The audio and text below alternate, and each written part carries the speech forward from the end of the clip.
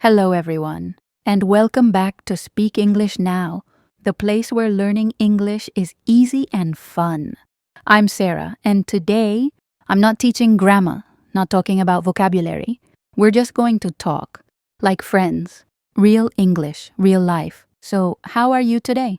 Be honest, tired, happy, busy? Because, I'll be honest, I am tired. I need coffee. I mean, my brain is full of emails and meetings. Yes, that kind of day. This morning, I woke up early, made my coffee, strong coffee, and told myself, Sarah, today you will be calm. And guess what? 10 minutes later, my phone started ringing.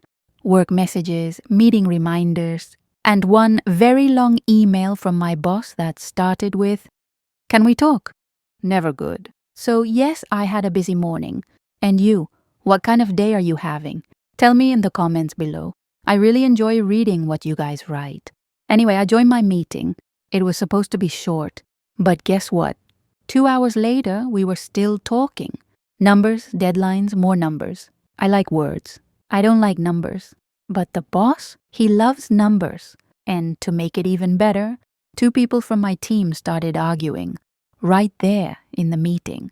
One said, "This is your mistake." The other said, "No, you didn't check it."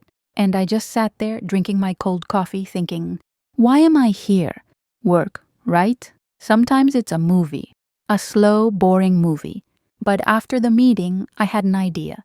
I walked out, got some fresh air, and said, you know what? I'll fix this. So I went to the small coffee shop on the corner, the one that smells like heaven. And I bought coffee for both of them. A latte for one, a cappuccino for the other. And of course, cookies, because no one can stay angry while holding a cookie. And it worked. They smiled. They talked. Crisis over. Sometimes peace doesn't come from big words. It comes from small things. A coffee, a cookie, a moment of kindness. Anyway, enough work talk. Let's move to something happier. I have news. My best friend Lena is getting married. Yes, she called me last night, screaming on the phone. I said yes, and I screamed back, finally! She's getting married next month. It's going to be a garden wedding. Flowers, lights, music. So beautiful. I'm so excited, but also, well, a little stressed. Why? Because I need a dress. A new dress. And I can never decide what to wear. Blue, pink, green, long dress, short dress? I don't know. I went shopping last weekend. Do you know what I found? A dress that looked perfect on the hanger. But when I wore it, I looked like a curtain. It was terrible. So I laughed, changed, and went to the next shop. There I found a long blue dress, soft, simple, elegant. And I thought, yes, this is it. But then I saw the price tag, and I thought, maybe not. So the search continues. I'll try again this Saturday.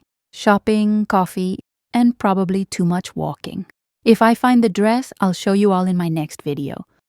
But you know what? I realized something. It's not just about the dress or the wedding or the coffee. It's about these small stories in our everyday life. The tiny moments that make us laugh, make us think, make us feel human. That's how we learn real English. Through life, not through textbooks.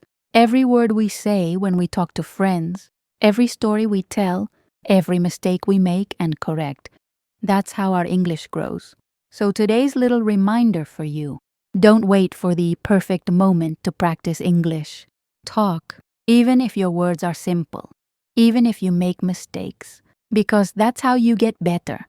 One real conversation at a time. And before I go, if you're enjoying these simple, natural English talks, please like this video and subscribe to my channel.